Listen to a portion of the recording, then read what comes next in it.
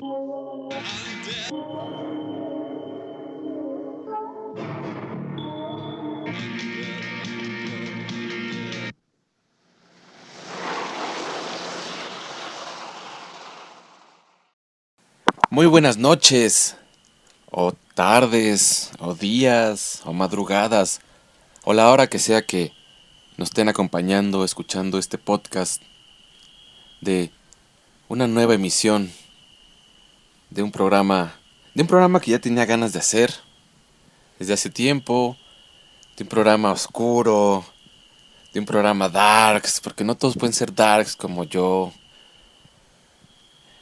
Y este programa, El lado oscuro, la verdad es que qué ingenioso, ¿verdad? Qué ingenioso nombre. Después me di cuenta que hay una heladería que así se llama. Y la verdad es que no, nada que ver, pero si se puede, patrocínanos, El lado oscuro. Pero lo pensé y dije, este nombre me gusta, más bien como por lo de Star Wars. Y como les comento, primero me presento.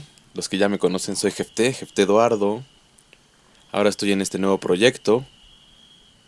En este proyecto con un programa Darks. Y como les decía, mis últimas emisiones de Pláticas Urbanas fue un especial de Día de Muertos. Y en eso me quedé, en el trip de Día de Muertos.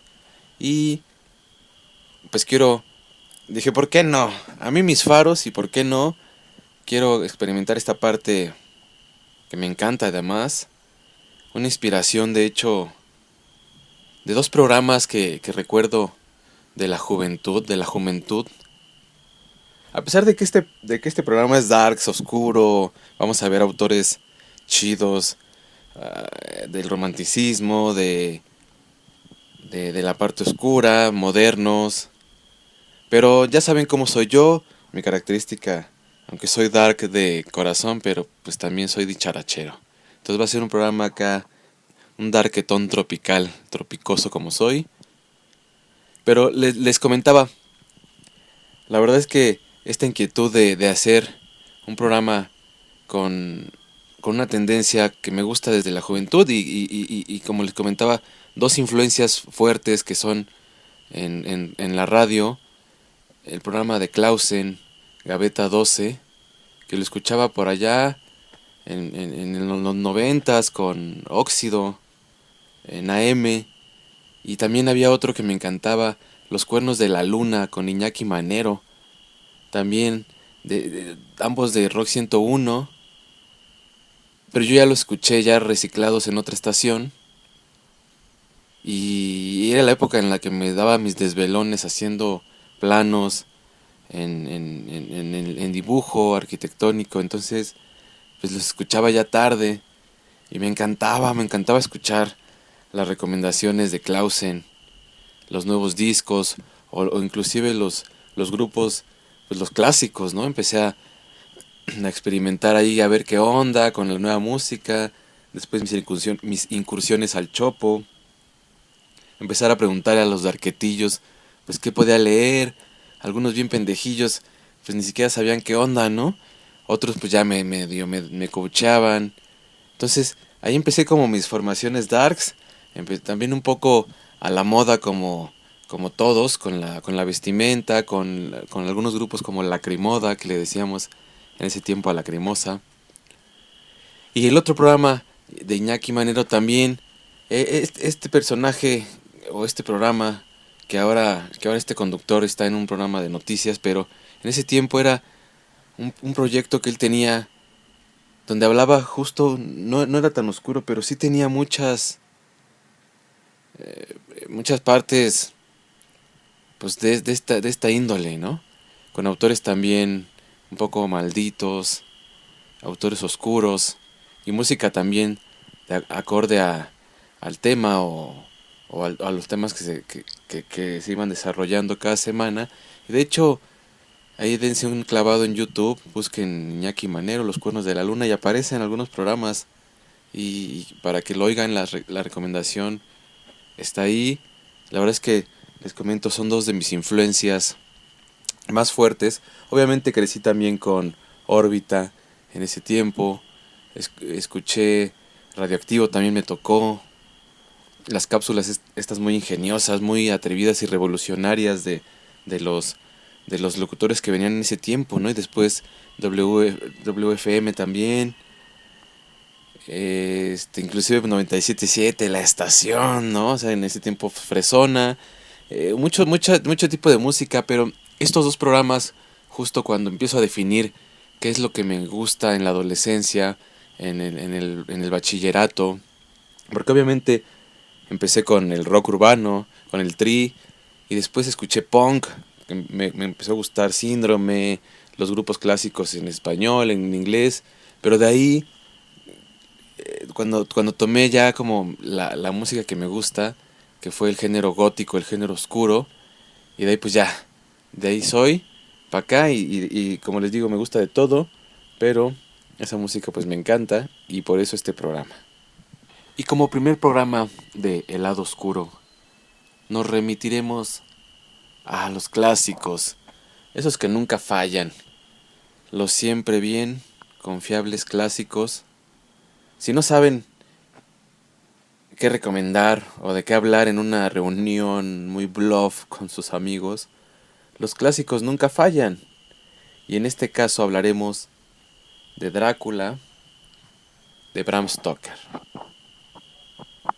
Para no fallar, para no errarle, ojo, una copita y sales del paso, maestro. Y Hablaremos un poco de los antecedentes, de, del estilo literario de la época del romanticismo. Hablaremos también un poco de el contexto histórico de la creación de esta novela, del gusto de este escritor por el vampirismo. Y a la par, como escuchamos nuestra primera melodía de la banda Bauhaus, Bela Lugosi's Dead, escucharemos el soundtrack de Hunger, este peliculón donde sale el maestro David Bowie y, y habla sobre vampiros, justo en español le pusieron El Ansia, The Hunger en inglés, donde es una película británica de 1983 dirigida por Tony Scott y, como les dije, protagonizada por David Bowie y Catherine Deneuve. Y habla sobre vampiros, vampiros modernos en esa época, una interpretación muy moderna del mito, del Drácula, de la inmortalidad. Y entonces hablaremos en este programa, en este primer programa, intercalaremos Drácula de Bram Stoker, algunos pasajes interesantes para entender los conceptos del autor, algunas anécdotas o datos, y con música del soundtrack de esta película El Ansia. Y comenzamos como les dije, con Bela Lugosi's Dead. De hecho es como empieza la película, así es como la música que puse al principio. El romanticismo en la literatura es fue un movimiento que inició, un movimiento artístico que inició en el siglo XVIII, dicen algunas fuentes que en Alemania, y de ahí se diseminó por toda Europa hasta el siglo XIX, y según esto todavía sigue influyendo y ejerciendo su influencia en los movimientos contemporáneos. Este movimiento se opuso al expansivo capitalismo industrial. Recordemos que en esa época surge la revolución industrial, la máquina, las primeras máquinas impulsadas por vapor, donde la tecnología da este salto, y justo la economía de las potencias que tienen esta industria, esta tecnología, son las que imperan.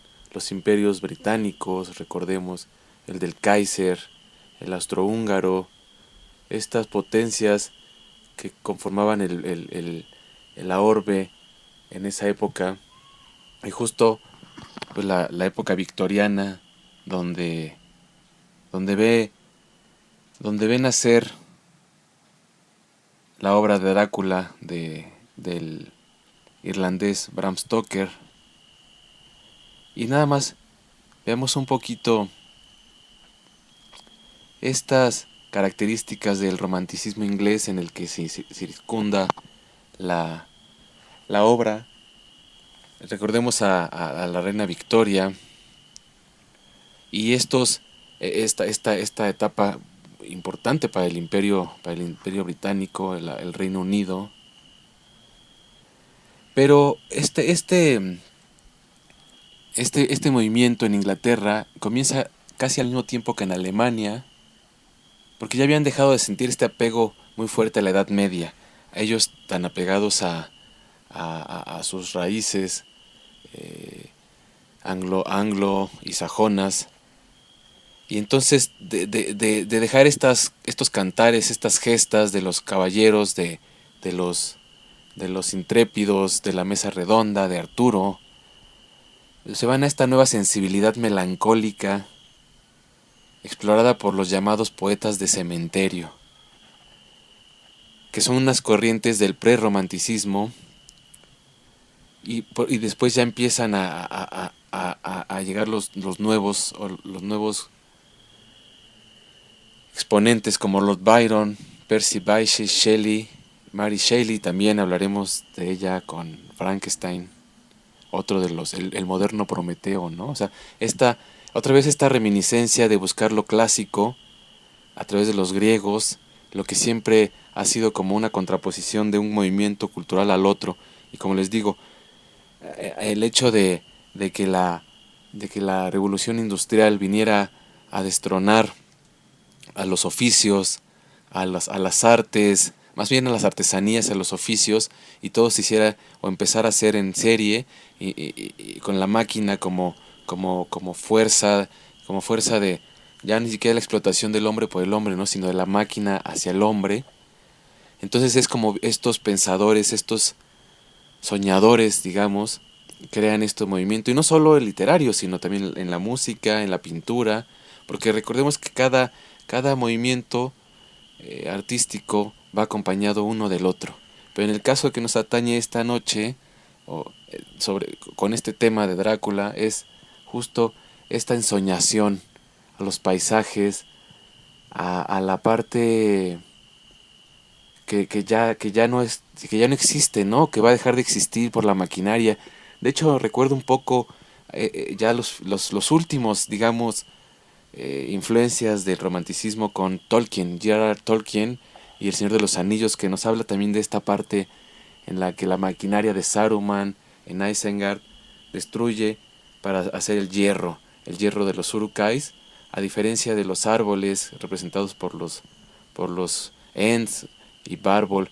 Esta reminiscencia del romanticismo, de lo que ya no es, de lo que se perdió, de lo que se está yendo por lo moderno. Entonces estos autores en eso se basan, en, en la ensoñación, por eso el nombre de romanticismo. De hecho, mucho tiene, mucho tiene que ver, o muy lejano es el concepto de, ay, del amor, del romántico, y qué lindo.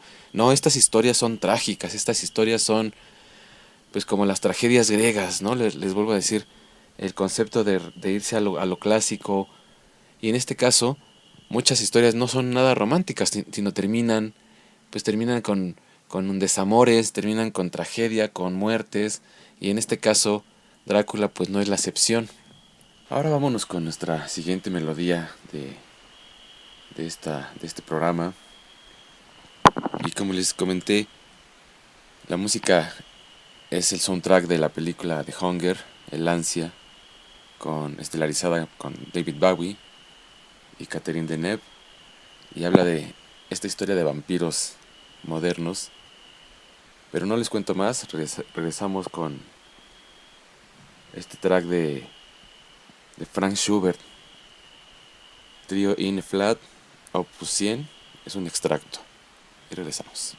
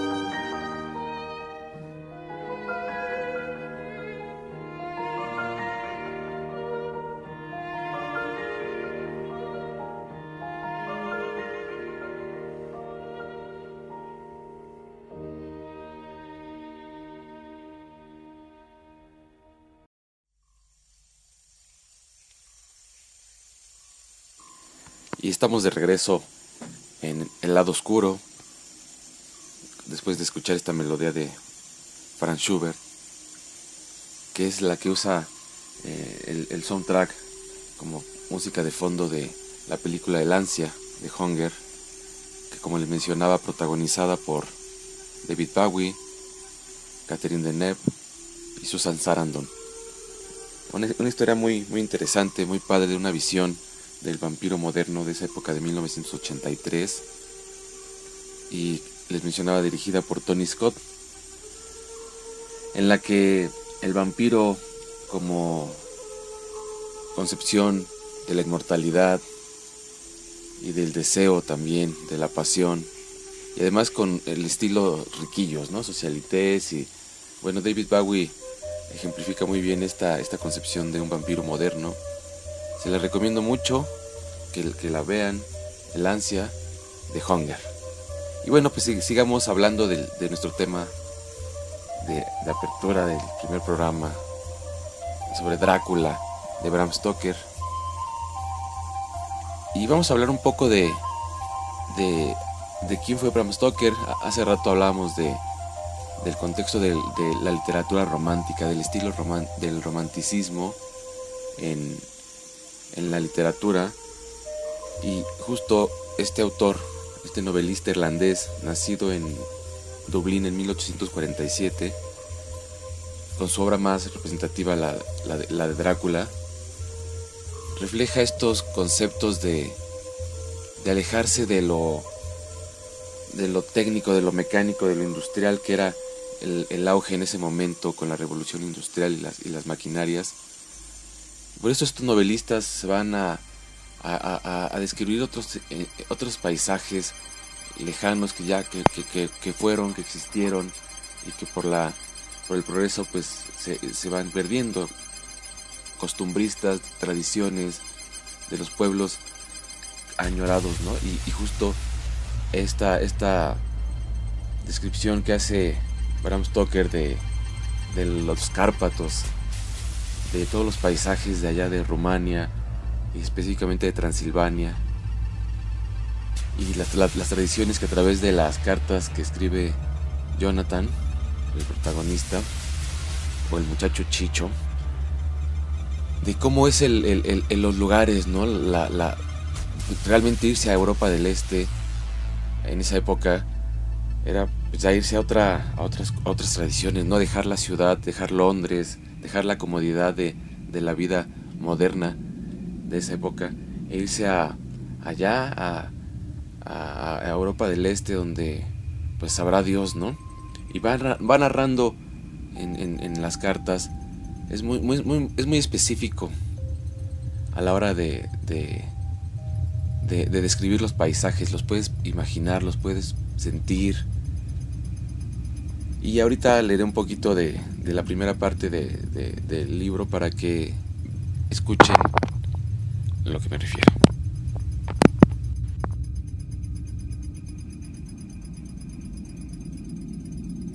Del diario de Jonathan Harker.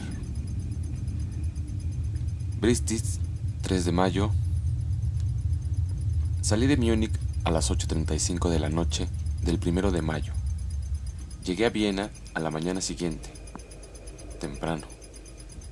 Debí haber llegado a las 6:46. El tren llevaba 1 hora de retraso.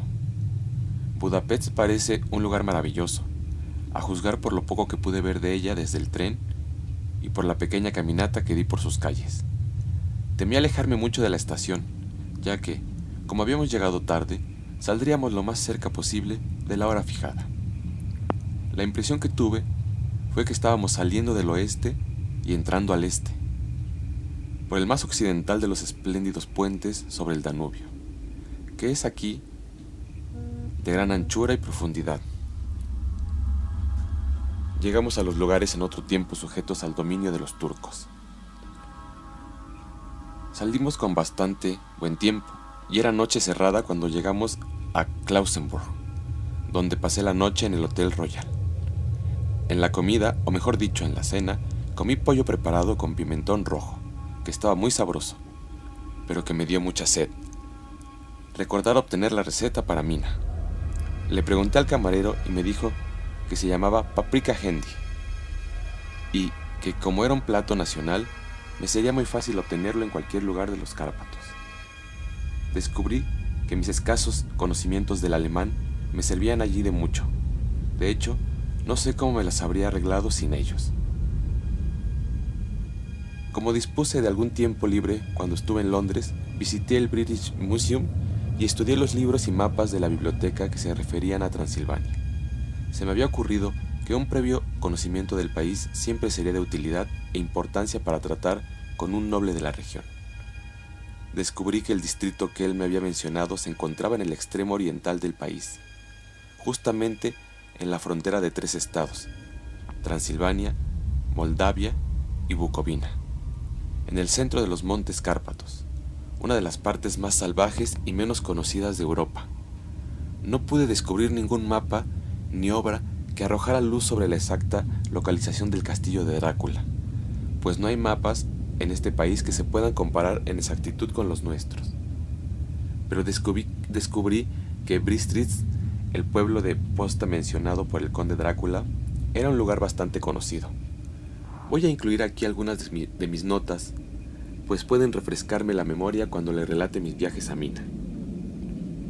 En la población de Transilvania hay 4 nacionalidades distintas: sajones en el sur y mezclado con ello los válacos, que son descendientes de los dacios, magiares en el oeste y esquelios en el este y en el norte. Voy entre estos últimos, que aseguran ser descendientes de Atila y los hunos. Esto puede ser cierto, puesto que cuando los magiares conquistaron el país en el siglo XI, encontraron a los hunos, que ya se habían establecido en él. Leo que todas las supersticiones conocidas en el mundo están reunidas en la herradura de los Cárpatos, como si fuese el centro de alguna especie de remolino imaginativo. Si es así, mi estancia puede ser muy interesante.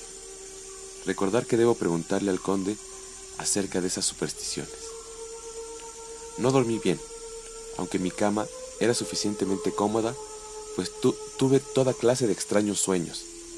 Durante toda la noche un perro aulló bajo mi ventana, lo cual puede haberme venido que ver algo con ello. O puede haber sido también el pimentón, puesto que tuve que beberme toda el agua de mi garrafón, y todavía me quedé sediento. Ya de madrugada me dormí, pero fui despertando por unos golpes insistentes en mi puerta, por lo que supongo que en esos momentos estaba durmiendo profundamente. Comí más pimentón en el desayuno, una especie de potaje hecho de harina de maíz que dicen era mamaliga, y berenjena rellena con picadillo, un excelente plato al cual llaman impletata. Recordar obtener también la receta de esto. Me apresuré a desayunarme, ya que el tren salía un poco después de las 8, o mejor dicho, debió haber salido, pues después de correr a la estación a las 7:30, tuve que aguardar sentado en el vagón durante más de 1 hora antes de que nos pusiéramos en movimiento. Me parece que cuanto más al este se vaya, menos puntuales son los trenes. ¿Cómo serán en China?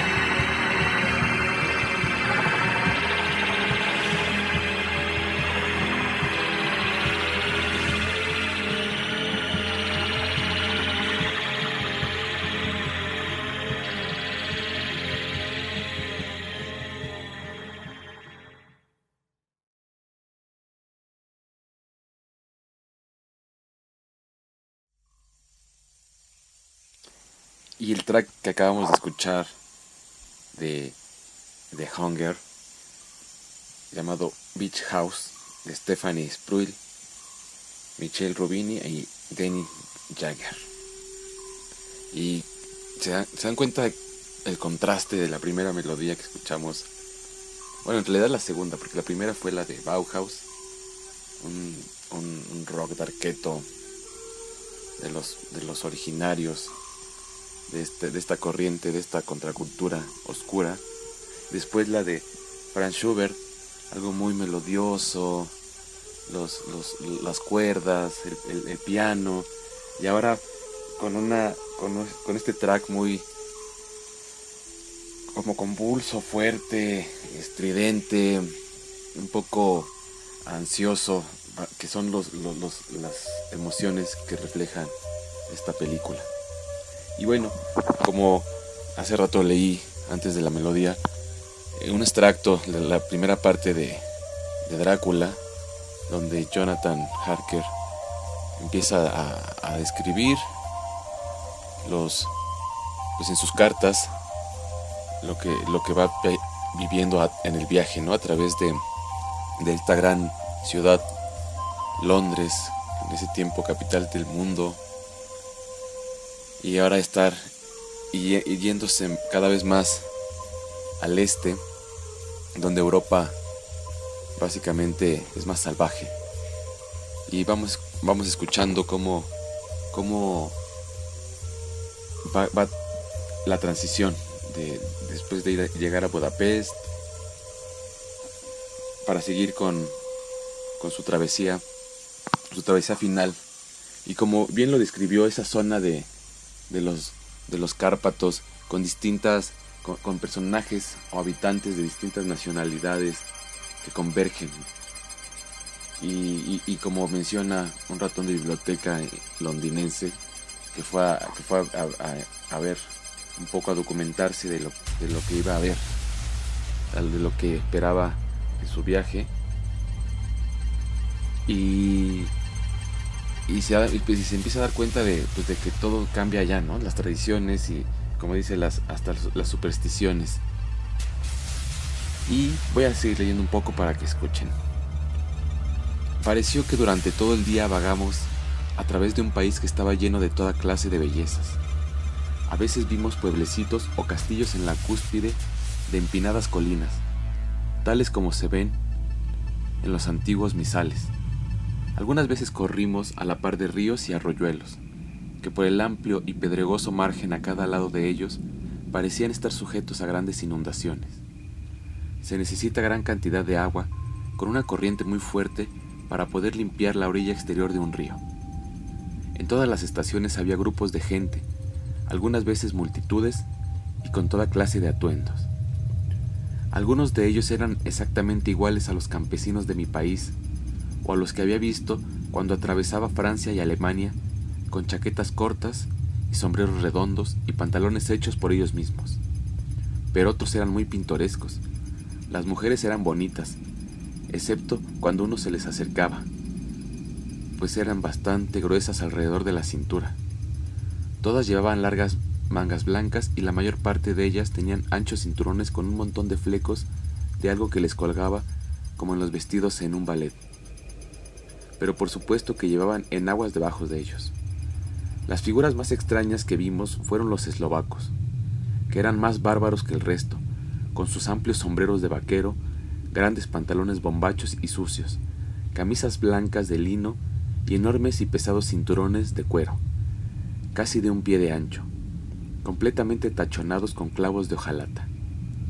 Usaban botas altas, con los pantalones metidos dentro de ellas, y tenían el pelo largo y negro, y bigotes negros y pesados. Eran muy pintorescos, pero no parecían simpáticos. En cualquier escenario se les reconocería inmediatamente como alguna vieja pandilla de bandoleros. Sin embargo, me dicen que son bastante inofensivos y, lo que es más, bastante tímidos. Ya estaba anocheciendo cuando llegamos a Bistritz, que es una antigua localidad muy interesante. Como está prácticamente en la frontera, pues el paso de Borgo conduce desde ahí a Bucovina, ha tenido una existencia bastante agitada y desde luego pueden verse las señales de ella. Hace 50 años se produjeron grandes incendios que causaron terribles estragos en 5 ocasiones diferentes. A comienzo del siglo XVII sufrió un sitio de 3 semanas y perdió 13.000 personas, y a las bajas de la guerra se agregaron las del hambre y las enfermedades. El conde Drácula me había indicado que fuese al hotel Golden Crown, el cual, para mi gran satisfacción, era bastante anticuado, pues por supuesto yo quería conocer todo lo que me fuese posible de las costumbres del país. Evidentemente me esperaban, pues cuando me acerqué a la puerta me encontré frente a una mujer ya entrada en años, de rostro alegre, vestida a la usanza campesina, ropa interior blanca con un doble delantal, por delante y por detrás, de tela vistosa, tan ajustado al cuerpo que no podía calificarse de modesto. Cuando me acerqué, ella se inclinó y dijo: ¿El señor inglés? Sí, le respondí, Jonathan Harker. Ella sonrió y le dio algunas instrucciones a un hombre anciano de camisa de blancas mangas, que la había seguido hasta la puerta. El hombre se fue, pero regresó inmediatamente con una carta.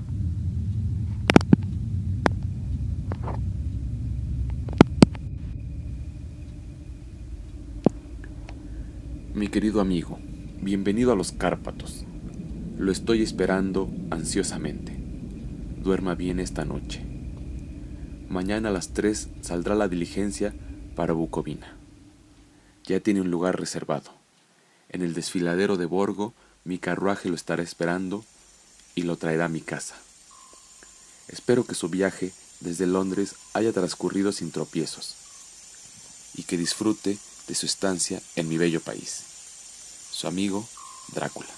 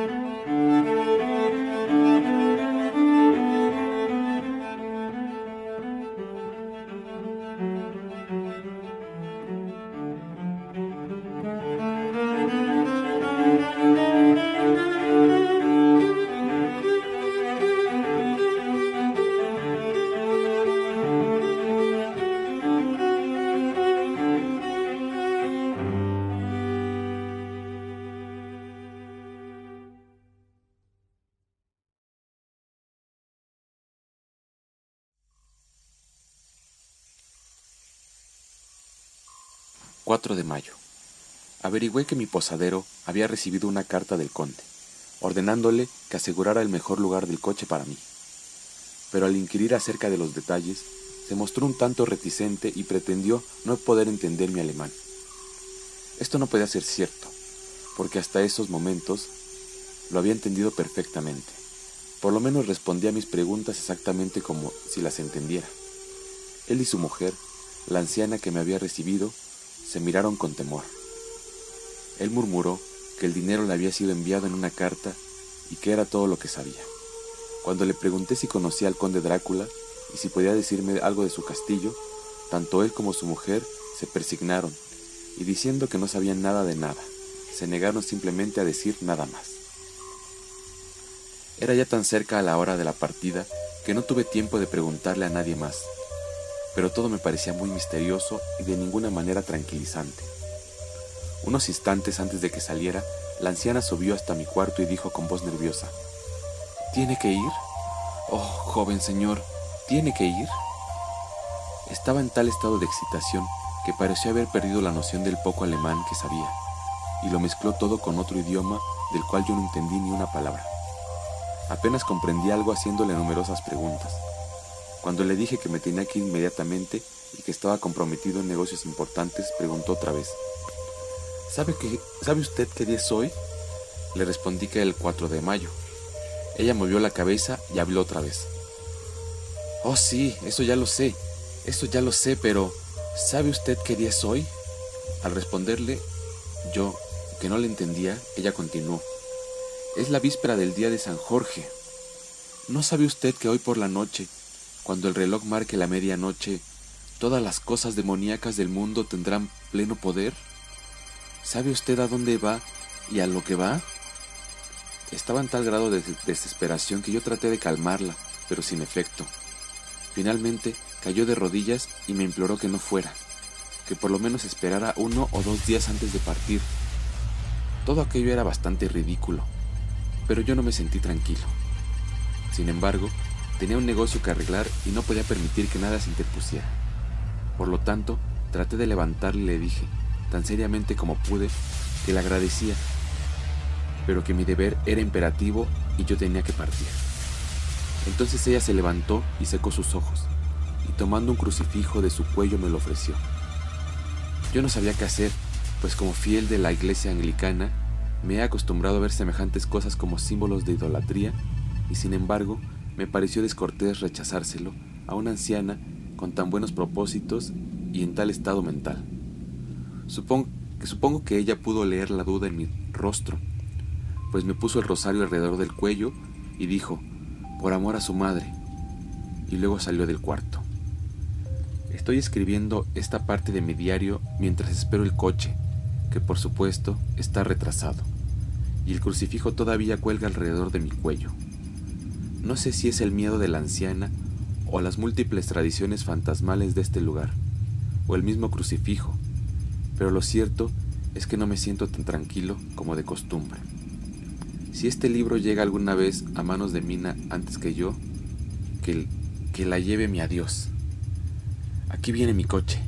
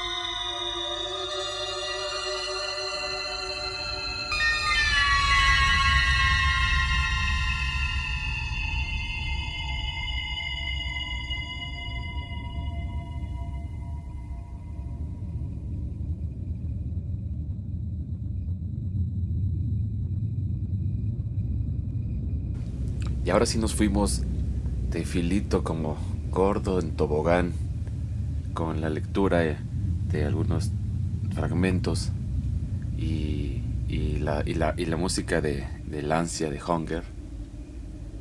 Y de esto, de las melodías que acabamos de escuchar, los tracks fueron Waiting Room, Flashback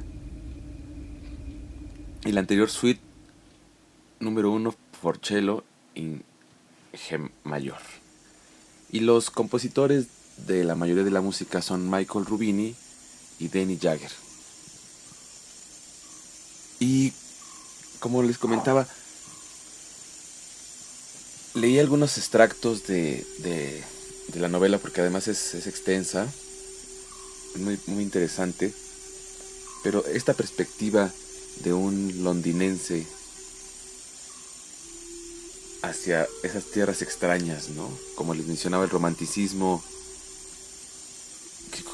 buscando estas tradiciones, estos pues, momentos o cosas que ya se irán perdiendo por la voracidad de la máquina, de la industria. Entonces es muy descriptivo en detalles, en cómo yo me lo imagino. Y además pues ya, después de la película de Francis Ford Coppola, que es excelente filme, pues bueno, ya también es muy similar. O sea, cuando uno lee, de pronto pues se imagina lo que ya vio de la película. Pero ahorita que le di una releída para hacer el programa, me recordó muchas cosas muy padres. Entonces espero que a ustedes también les haya o les esté gustando. Y ahora voy a leer un extracto de cuando ya se encuentra finalmente Jonathan con el conde Drácula. Veamos cómo es su primer acercamiento, su primer encuentro.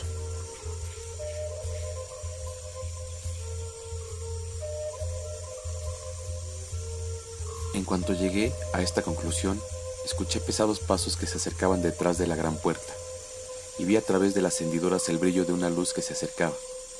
Se escuchó el ruido de cadenas que golpeaban y el chirrido de pesados cerrojos que se corrían. Una llave giró haciendo el conocido ruido producido por el largo desuso, y la inmensa puerta se abrió hacia adentro. En ella apareció un hombre alto, ya viejo, nítidamente afeitado, a excepción de un largo bigote blanco y vestido de negro de la cabeza a los pies, sin ninguna mancha de color en ninguna parte. Tenía en la mano una antigua lámpara de plata, en la cual la llama se quemaba sin globo ni protección de ninguna clase, lanzando largas y ondulosas sombras al fluctuar por la corriente de la puerta abierta. El anciano me hizo un ademán con su mano derecha, haciendo un gesto cortés y hablando en excelente inglés, aunque con una entonación extraña. Bienvenido a mi casa. Entre con libertad y por su propia voluntad. No hizo ningún movimiento para acercárseme, sino que permaneció inmóvil como una estatua, como si su gesto de bienvenida lo hubiese fijado en piedra. Sin embargo, en el instante en que traspuse el umbral de la puerta, dio un paso impulsivamente hacia adelante y extendiendo la mano, sujetó la mía con una fuerza que me hizo retroceder. Un efecto que no fue aminorado por el hecho de que parecía fría como el hielo, de que parecía más la mano de un muerto que de un hombre vivo. Dijo otra vez: bienvenido a mi casa, venga libremente, váyase a salvo y deje algo de la alegría que trae consigo. La fuerza del apretón de mano era tan parecida a la que yo había notado en el cochero, cuyo rostro no había podido ver, que por un momento dudé si no se trataba de la misma persona a quien le estaba hablando. Así es que, para asegurarme, le pregunté: ¿el conde Drácula? Se inclinó cortésmente al responderme: yo soy Drácula, y le doy mi bienvenida, señor Harker, en mi casa. Pase. El aire de la noche está frío, y seguramente usted necesita comer y descansar. Mientras hablaba, puso la lámpara sobre un soporte en la pared, y saliendo, tomó mi equipaje. Lo tomó antes de que yo pudiese evitarlo. Yo protesté, pero él insistió: No, señor, usted es mi huésped. Ya es tarde, y mis sirvientes no están a mano. Deje que yo mismo me preocupe por su comodidad. Insistió en llevar mis cosas a lo largo del corredor y luego por unas grandes escaleras de caracol y a través de otro largo corredor en cuyo piso de piedra nuestras pisadas resonaban fuertemente. Al final de él abrió de golpe una pesada puerta y yo tuve el regocijo de ver un cuarto muy bien alumbrado en el cual estaba servida una mesa para la cena y en cuya chimenea un gran fuego de leños, seguramente recién llevados, lanzaba destellantes llamas.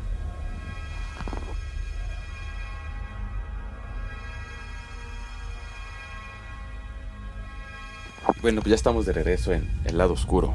Helado, ñam, ñam, ñam, qué rico. Y quiero leerles algo acerca de los vampiros, sobre el mito pues del cual se inspiró Bram Stoker para escribir su novela. Dice: algunos viajeros que en el siglo XVI visitaban Transilvania narraban a su regreso relatos terroríficos acerca de unos seres que no pertenecían ni al mundo de los vivos ni al de los muertos.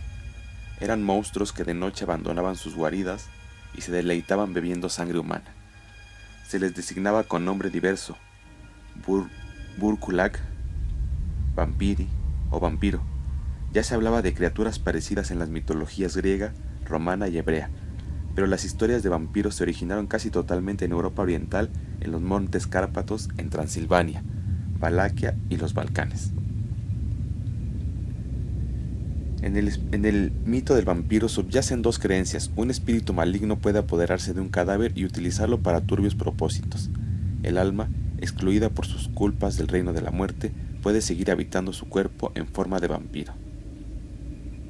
La leyenda del vampiro abunda en pormenores. Por ejemplo, el vampiro transilvano se delata enseguida por su aspecto sombrío y mortal palidez. Sus labios son gruesos y rojos y sus colmillos puntiagudos. Llamean sus ojos con mirada hipnótica y es cejijunto.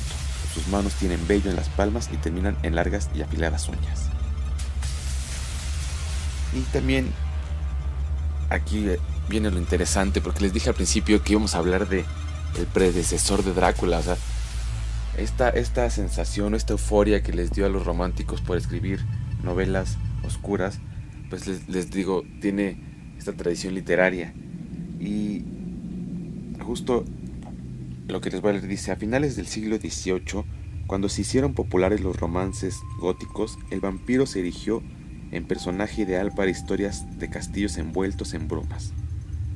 En los albores del siglo XIX, en plena época romántica, el vampiro irrumpió también en el teatro. Alejandro Dumas y otros dramaturgos escribieron obras terroríficas inspiradas en estas temibles criaturas. En 1847, una novela espeluznante, Barney, el vampiro o el banquete sangriento, contribuyó a difundir la boga en Inglaterra. Pero solo 50 años más tarde apareció la novela Drácula, que sería clásica en el género. Su autor fue Bram Stoker, escritor irlandés casi desconocido y funcionario público. Al parecer, inspiró su personaje la figura de Vlad el Empalador, tirano medieval de Valaquia que empalaba a sus enemigos. Vlad había recibido el sobrenombre de Drácula, Draculea, hijo del diablo. Y lo que les comento del predecesor Barney el vampiro, hasta suena chistoso el nombre, ¿no? Barney, el festín o el banquete sangriento. Y esta novela, no sé de quién sea, pero fue, como les dije, el precursor. De ahí pues ya vino la vampiromanía o la draculamanía, hasta como la conocemos ahora. Y bueno, pues finalmente ahora sí nos está acabando el tiempo. Ya saben que a pesar de que este nuevo formato de hacer radio a través de podcast, pues ya ni siquiera sé si es radio, pero bueno, el chiste es seguir contando cosas, este nuevo proyecto. Les doy la bienvenida, les agradezco que me estén escuchando con esta nueva idea. Les digo que ya traía Como que ya se me quedó el Día de Muertos Forever. Ya me gustó, entonces quise darle este giro ahora. Espero que les esté gustando. Vamos a seguir hablando de, de cosas oscuras, de cosas perversas de la mente, torcidas, de ideas que la noche ayudan a cuajar, ¿no? De esas ideas que a veces la noche o es tu amiga o es tu enemiga. Y esta es la idea de este programa, El lado oscuro. La próxima emisión vamos a hablar de otra romántica, de este club de los amigos literarios, digamos. Y ahora vamos a hablarles de Frankenstein, de Mary Shelley, y también seguiremos en el mismo trip de los monstruos clásicos. Y que tengan muy buena noche, día a la hora que me estén escuchando, que tengan excelente semana y nos volvemos a escuchar el próximo lunes por esta nueva plataforma. Hasta luego y buenas noches.